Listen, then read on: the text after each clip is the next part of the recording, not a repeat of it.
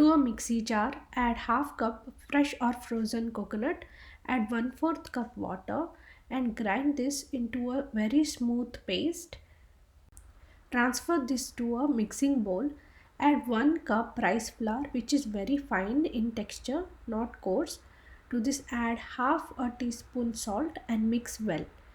Gradually add water.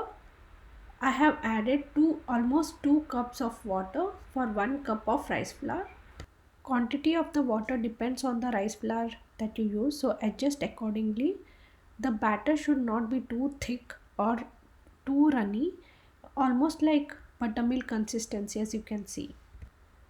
Keep this batter aside for 2 minutes because rice flour may absorb water and it will become thick. In that case, add a little water and then bring it to buttermilk consistency. Place a griddle over high heat. Add some oil, any oil of your choice. I have used coconut oil here because coconut oil will give this nice aroma to the dosas, and just spread it across so that the dosas won't stick to the pan.